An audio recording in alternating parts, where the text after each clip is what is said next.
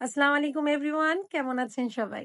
বারবার সবাই আমাকে ভ্লগস করতে বলে, ডেইলি ভ্লগস, তাই ভাবলাম আজকে এটা করে ফেলি। সকালের প্রথমেই আমরা কি করি? দাঁত ব্রাশ করি, তাই আমিও দাঁত ব্রাশ করে নিচ্ছি। আর অনেকেরই ধারণা আমি সবকিছু বিদেশ থেকে নিয়ে আসি। না ভাই, এই যে বাংলাদেশি টুথপেস্ট, অবশ্যই এটা বাংলাদেশি না, ইন্ডিয়ান, তবে এখান থেকে কেনা। ভালো করে দাঁতটা ব্রাশ করা আমাদের জন্য খুবই ইম্পর্টেন্ট, এটা আমরা সবাই জানি। তবে কেন যেন সবাই এটাতে একটু তাড়াহুড়া করে ফেলি। আমি বেশ অনেক লম্বা টাইম নিই। আর না, দাঁত ব্রাশ করলে কিন্তু রোজা ভাঙে না। এরপরে আমি আমার জিভটাকে ভালো করে ক্লিন করে নিই। অনেকে জিভটাকে এড়িয়ে যান, বাট এটা কখনোই করবেন না। আমি সকালবেলা জেনারেলি দেখা যায় অজু করে ফেলার চেষ্টা করি যখন মুখ ধুই। তো তাই আমি অজু করে ফেলতেছি এখানে। আমি এই ডেফিনেট ফেস ওয়াশটা দিয়ে আসলে আজকে ফেস ওয়াশ করব, কিন্তু আমি যেহেতু সবাই জানে যে আমি একটু ফ্যান্সি, অনেক রকমের ফেস ওয়াশ দিয়ে আমি ইউজ করি, তবে আজকে এটাই করলাম। আর আমি এখন রোজার সময় ডাবল ক্লেন্সিং করছি না, কারণ আমার শরীর এমনিই অনেক ড্রাই। আর এর চাইতে বেশি যদি ডাবল ক্লেন্সিং করি আমার চেহারাটা পুরো ফেটে যাবে চামড়াগুলো। তাই আমি সিঙ্গেল ক্লেন্সিং এ আছি। আমি অজু করে একবারে রেডি হয়ে বের হয়ে যাব, and that is how I look. এরপরে আমার প্রথম কাজ হলো সকালেই সব পর্দা টর্দা খুলে দেওয়া। আমি কিন্তু একদম পর্দা খুলে থাকার মানুষ। আমি পর্দা লাগাই, একদমই আমার ভালো লাগে না। আর আলহামদুলিল্লাহ আমার বাসা থেকে ভিউটা মাশাল্লাহ মাশাল্লাহ। আমার মাঝে মাঝে মনে হয় আমি ঢাকায় নাই। ঢাকাতে আসলে এরকম ফাঁকা জায়গা পাওয়া যায় না।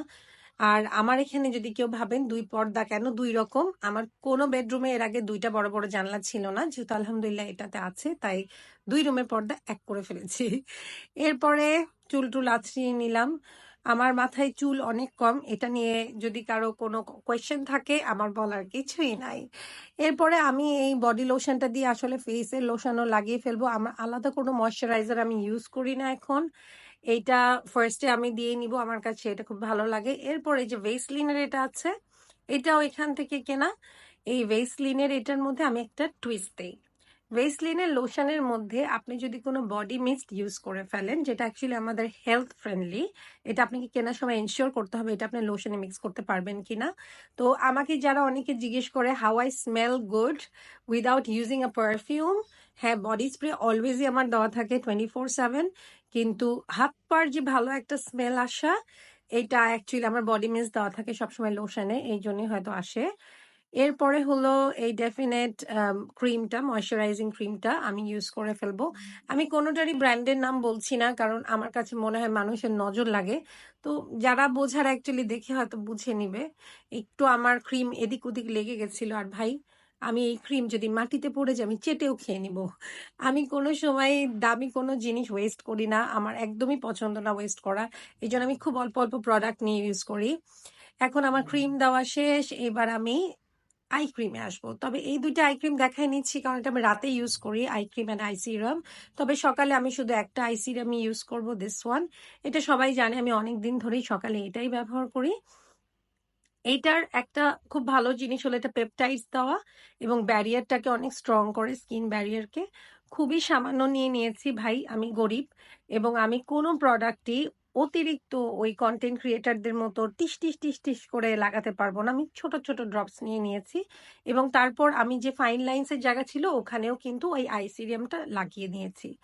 এরপরে এটা হলো সুদিং জেল। সুদিং জেল আমার খুবই খুবই পছন্দ। আমার বাসায় আলহামদুলিল্লাহ অনেক রকমের সুদিং জেল আছে, যখন যেটা দিতে ইচ্ছা করে। আই ক্রিমটা লাস্টে অনেকে দেয়, কিন্তু আমার কাছে আই ক্রিমটা শুকিয়ে তারপর সুদিং জেল দিয়ে আমি অ্যাকচুয়ালি লাস্ট লকটা করি স্কিনটাকে, কারণ স্কিনে আমার কাছে মনে হয় একটা ভালো প্রোটেকশন ক্রিয়েট হয়ে যায়। যেহেতু আমি এখন সানস্ক্রিন আর ইউজ করি না ডিউ টু অ্যালার্জিস, তাই আমার জন্য মনে হয় দিস ইজ বেটার যে আমি একবারে লাস্টে এই সুদিং ক্রিমটা দিয়ে করি। এখানে আমি আমার ফেস ম্যাসাজ করে নিচ্ছি ভালো করে, এবং লিমফ্যাটিক ফ্লুইড যেটাকে প্রবাবলি আমরা বলি, যেটা বডিতে ইনফ্লামেশন করে, সেটা সরানোর জন্য ভালোভাবে আমি ম্যাসাজগুলো করব যাতে ফেসটা আমার ইনফ্লেমেটেড না হয়ে থাকে। এবং যখনই একটু দেখবেন ড্রাই হয়ে গেছে, আবারও একটু সুদিং জেল নিয়ে ভালো করে ম্যাসাজ করে নেবেন, যেগুলো আমাদের বিভিন্ন গালের শেপ, রিঙ্কলস রিমুভিং, চোখের এখানে যেন আমাদের আইলিডসগুলো পড়ে না যায়। এটার জন্য যেরকম ম্যাসাজেস আপনার কাছে অ্যাভেলেবেল আছে বা আপনি ইউটিউব থেকে দেখে শিখতে পারবেন, বা আমাকেও যদি চান আমি কিছু ভিডিওস পাঠিয়ে দিব ভালোভাবে। আমি আমার টার্গেট এরিয়াসগুলোকে, যেমন নাক, এগুলো সব কিছুকেই আমি ভালো করে ম্যাসাজ করে নিই। আমার নাকটা মাঝে মাঝে সিঙ্গারার মতো লাগে, এটা আমরা বেলুন থিওরি বলি অনেকে, এই বেলুন থিওরিটা রিঙ্কল লাইন্স এর জন্য অনেক ভালো। এখানে আমি যে কান ধরে টানাটানি করছি অনেকের হাসি পাইতে পারে, কিন্তু আসলে কানটা আমাদের একদমই মাসাজ হয় না, আর কানের blood circulation is very important. এরপরে অনেকেই লিপস্টিক নিয়ে লাস্ট কিছুদিন বেশ কমেন্ট করছিলেন, যদি আমি ডিলিট করে দিয়েছি। এইখানে এটা হেলদি শপের প্রবাবলি একটা just lip gel treatment, lip balm বা লিপ জেল যেটাই ওরা বলে, এটা আপনি লাস্ট ফার্মায় পেয়ে যাবেন এবং এটা খুবই ভালো। এটা ইউজ করি আমি, সারাদিনই দিয়ে থাকি এটা। তো আমি এটা ফার্স্টে দিয়ে নিব এবং এইটা না অনেকক্ষণ স্টে করে, এটা বেশ টিন্টেড, এটা অনেকক্ষণ স্টে করে। এরপরে আমি লিপ অয়েলটা দিয়ে নিব। আমি সবসময় এই কম্বোটাই মোস্টলি ইউজ করি যদি লিপস্টিক না দিই। লিপ অয়েল আসলে লিপকে অনেক সফট রাখে এবং এটা ইউজ করলে আপনার কাছে মনে হবে যে আপনার লিপ যে উইন্টার গেল এই গেল কোনো রকমের ক্র্যাকস আপনি দেখতে পাবেন না। তাই লিপসের কেয়ার আমরা অনেকেই মনে করি লিপস্টিক দিয়ে ঢেকে যাবে, so we don't need to do lip care, but it's not right.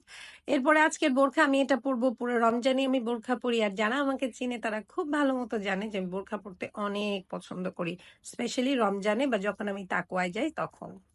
ভালো করে আমি এখন আমার হিজাবটা পরে নিব। অনেকে হিজাব টিউটোরিয়ালের কথা বলেছে। আমার অ্যাকচুয়ালি হিজাবের বিশেষ কোনো ফরম্যাট নাই, আমি জাস্ট নর্মালি ভাবে পরে ফেলি হিজাবটা। ফার্স্ট লেয়ারের পরেই আমি চশমাটা পরে নিই, কারণ এইটা আমাকে আমার ছোট খালামণি শিখিয়েছিল, আর ছোট খালামণি ওনার ভাসুরের মেয়ে আবিরার থেকে শিখেছিল। আবিরা অ্যাজ আমার ডিস্টেন্ট কাজিন, তো ও খুব সুন্দর করে হিজাব করে, তো এই টেকনিকটা আমিও ইউজ করি। আমি যত সিম্পল রাখা যায় হিজাবের ব্যাপারটা, কারণ আমি খুব তাড়াহুড়ায় হিজাব করে বের হই, যেহেতু বাসার বাইরে আমি কখন হিজাব ছাড়া বের হই না। সো আমি তাড়াহুড়ায় এই শর্টকাট হিজাবটা আমার খুব ভালো হাতে উঠে। আর কোনো ফ্যান্সি হিজাব টাইপ আসলে আমি জানি না। তো দিস ইজ ইট, আমার হয়ে গেছে হিজাব পরা। এরপরে আমি ভালোভাবে দেখে নিচ্ছি যেন কোনো দিক দিয়ে বডি স্কিন দেখা না যায়। হাতের স্কিনটা আমি যখন নামাজ পড়া শুরু করব এটা সব দেখা যাবে না আর। এরপরে ঘড়ি পরে নিলাম, আমার ঘড়ির অনেক শখ এখন, আগে ছিল না, বাট এখন অনেক শখ হয়েছে। আর ফিঙ্গারিংস এর শখ আমার আগাগোড়াই ছিল, তাই যারা জানে তারা জানে আমি অনেক ফিঙ্গারিংস পরি। এখন আমি রেডি হয়ে গেলাম আর আমি হেঁটে হেঁটে মসজিদে যাব। আমি এই ব্যাগটা নিয়ে নিব আজকে এটার সাথে ম্যাচ করে, আর আমার কোরআনের ছোট বইটা নিয়ে নিব আর হেঁটে হেঁটে মসজিদে যাব। জুমা মোবারক।